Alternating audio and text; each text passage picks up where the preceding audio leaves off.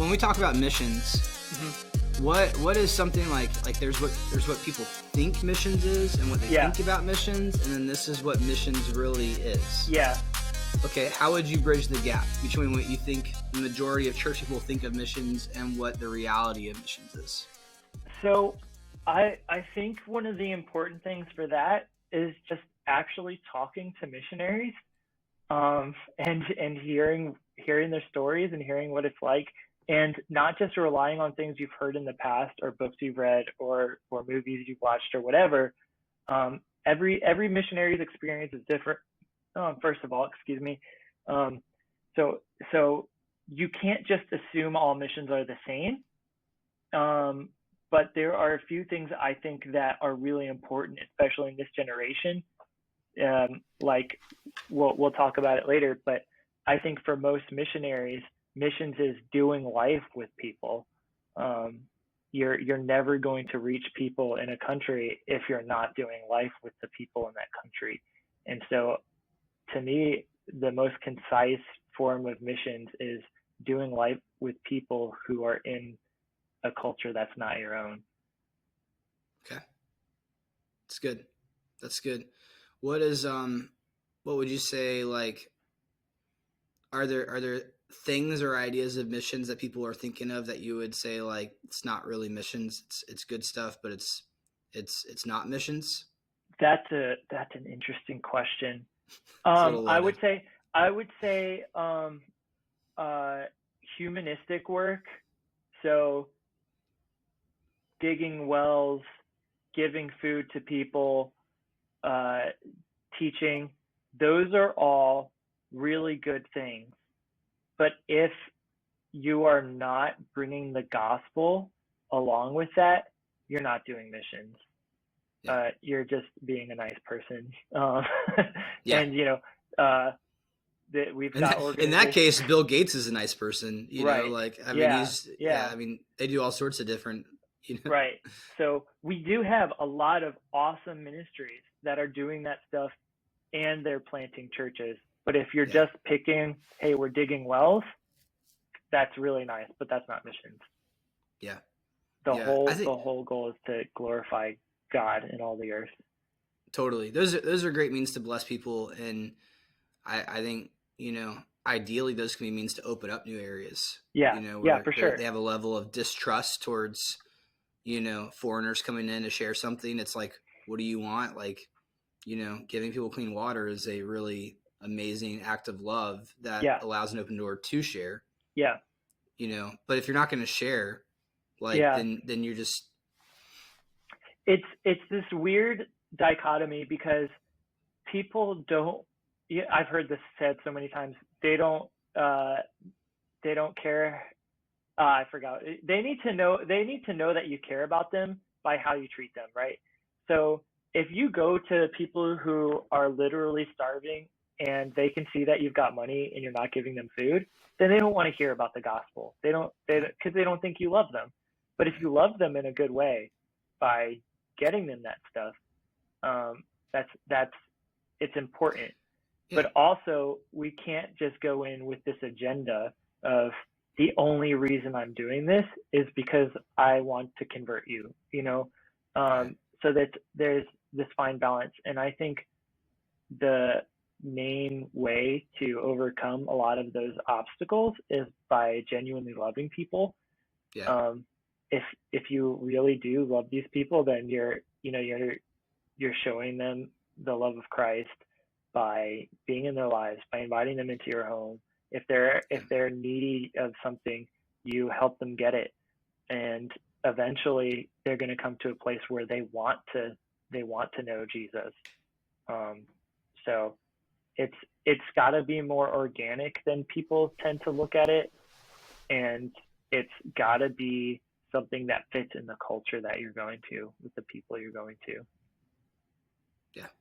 Yeah. Agreed. I mean, I think it says in John, like, you can't ignore your brother in need.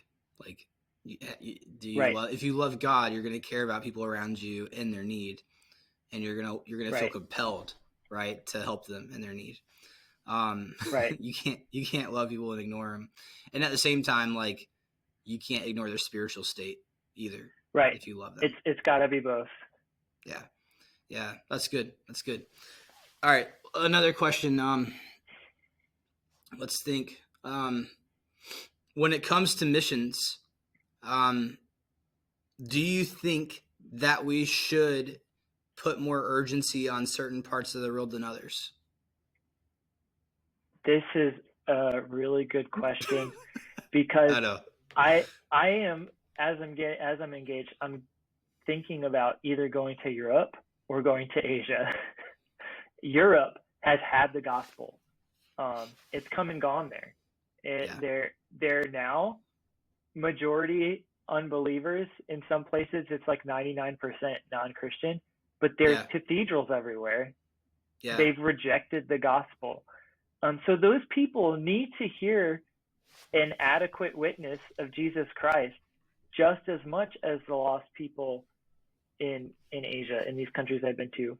The difference is where I'm going in Asia is they've literally never had a gospel witness in many of these places.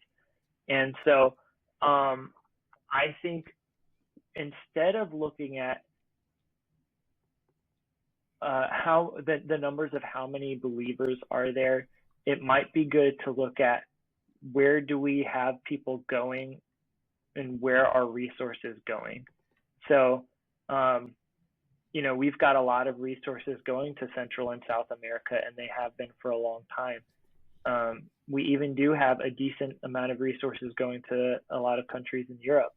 But look at some of these countries in Asia. Look at how few believers are there and how much of our resources are actually going there. And it's astronomically low numbers. And you can look up the stats. I'm sure you know a lot of that stuff. There's so few financial and basically anything, any resources you can imagine going over there. It's not happening. So I think it's important to get the stuff over there. Yeah, that's good. That's good. What do you feel like when we talk about discipleship? What can the church in the United States learn from missions work and missionaries working in unreached people groups? I think this is one of the most important questions for the church in America in this generation, because we are such an individualistic society that we've forgotten how to do life together, and we've forgotten what true discipleship looks like. And when I go to somewhere like Laos, they're saying things like, be in each other's lives, never be alone. You should be fellowshipping with people all the time. And when I first got there, I hated it because I was like, I just want to be alone. But when you look at Jesus and the disciples, they were always together, especially the 12 apostles. They were always together. They did life together. There's a phrase that's become pretty well known about discipleship is to walk in the dust of your master, dust of your rabbi, where they literally get the dirt from the feet of their leader on them because of how close they were, and they were together all the time. And Americans just don't do that. We've sequestered discipleship to this once a week teaching at a church. That's not discipleship. Discipleship is doing life together. So I was fortunate when I was doing that ministry school when I was a young adult, and we learned what discipleship really was. And they said, hey, if you see your leader going to the grocery store, invite yourself along. And that was from the disciples' perspective, right? So it's like, if you're trying to follow somebody, try to follow them always. So invite yourself to their house, invite yourself to go to eat with them, invite yourself to go to the grocery store when they run errands, all that kind of stuff. He's like, man, if I'm going to the post office, you see me with that letter in my hand, walking towards my car, invite yourself along. From a leadership perspective, a disciple maker's perspective, if you're going somewhere, invite someone with you. If you're going home to have dinner, invite some friends to your house. Now it's a little simpler if you're going out to eat in a country like Laos where you can buy a dish for $1, so you can spend $30 and have 30 people eating, you know. Yeah. But you can invite someone into your home, and we have these ideas in America about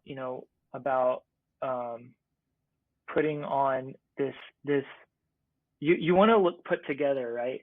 So you invite someone to your house and things aren't clean, and you how do you feel about that? Man, people don't care. People care more that you care about them. So invite people over when your house isn't perfect. Invite people over when you're just hanging out, because that's where discipleship really happens. It's the times when people know that you want to be in their lives. It's when they know that you care about them and that you care to see them as a member of your family, and not just this person that they see once a week or that you invite only to do spiritual stuff with. Yeah. No, that's good. That's good. Yeah, I'm thinking. Go ahead. When I was in Laos, I had leaders just constantly saying, never eat alone. Never eat alone. If you're going out, invite somebody, call somebody up. And fortunately, I lived in a town where it took 15 minutes to get anywhere. So people would drop everything. I wonder how much, like, I think of my time when I was in staff, and like so much of my role was on the computer doing administrative work, like planning, emailing, spreadsheets, app systems, scheduling, and it didn't feel like there was really much meaningful reason to invite anyone along with me in that. Now I could take you to coffee and lunch. I did those things. Right.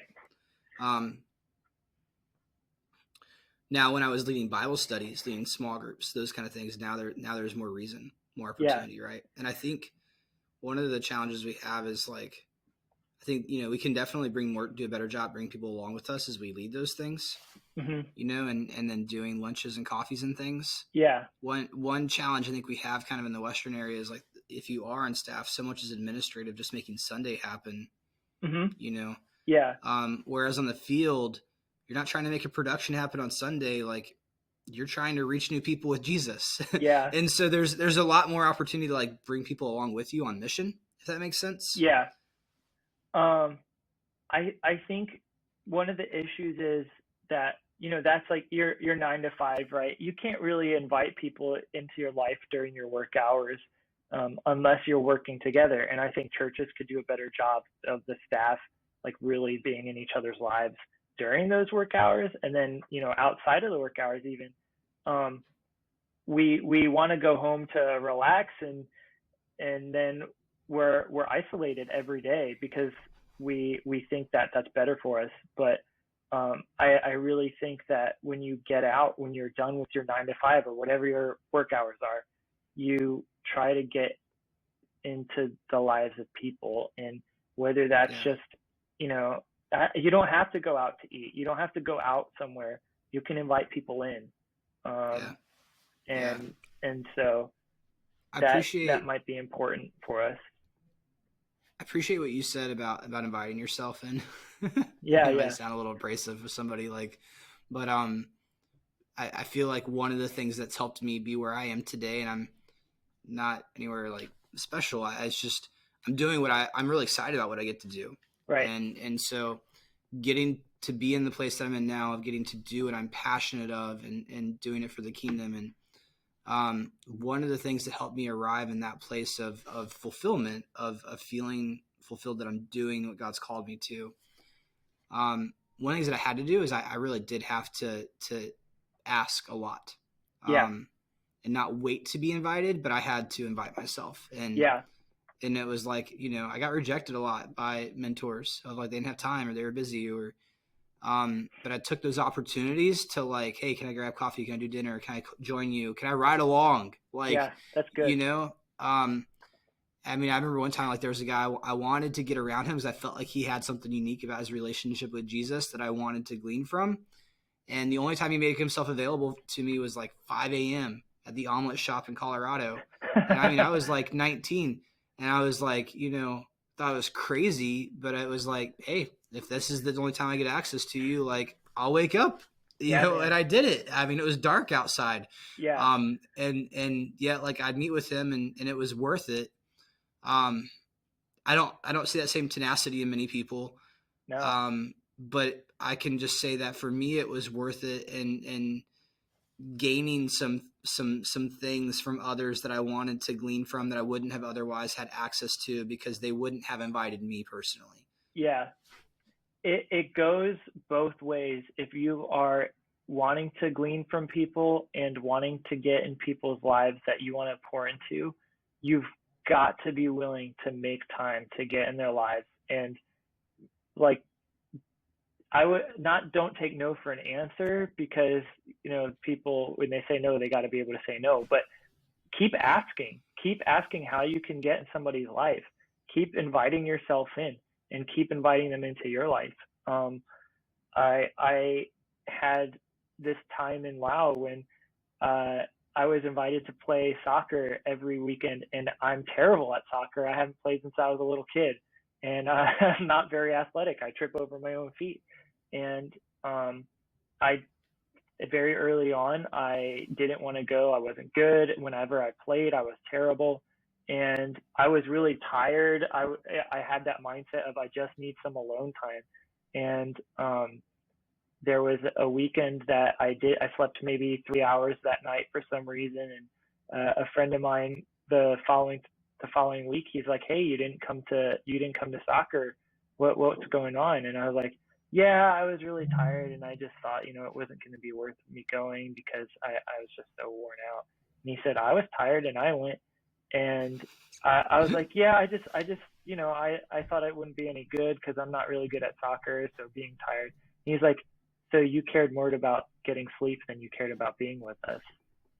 And it changed the way I looked at everything in that moment, where I had the head knowledge. I'd heard it several times. But when a Lao friend looked at me and said, "You cared more about sleep than you cared about being with us," it clicked. Like, I've got to do everything it takes, even playing a sport I'm no good at, to hang out with these guys and just be in their lives. And man, that goes for everything. Like, when you have the opportunity to get into somebody's life, it's good to ask yourself, do I care more about this ... than being in this person's life? Do I care more about sleep? Do I care more about my alone time? Do I care more about going home and watching Netflix? Yeah. No, I've felt this, tension in my own life. I believe rest is good, and there's no shame in taking the time you need to get refreshed. Right.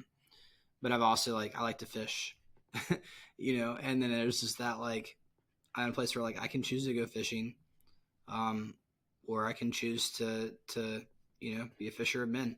Yeah. And it's like, what am I going to do with my time? Yeah. It's between me and Jesus. And I've felt that recently of, like, man, like, I can fish anytime I want to in the future.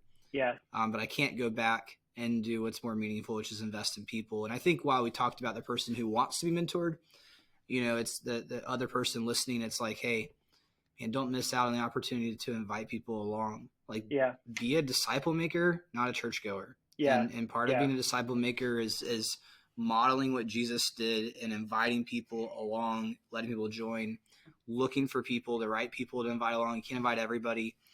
Being sensitive to the Spirit on that. And even Paul, Paul had people along with him on his journeys. Yeah. There's kind of tiers of disciple makers in the Bible, right? So when I was younger, I thought everybody was supposed to be a Paul, right? Like, you're supposed to be going out and, like, dying for Jesus.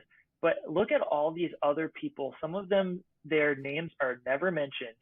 But what we know about them is that they met together. What we know about them is that they had people in their house, and that they were like Lydia, Aquila, Priscilla. They had people in their house, and they met together. And man, maybe that's your role as far as this whole discipleship process goes. Maybe you're not supposed to be a pastor or a big leader or somebody whose name is ever written down as a famous disciple maker. but Yeah. you can always be in the lives of people who need more Jesus. Yeah. Yeah. That's good. That's good.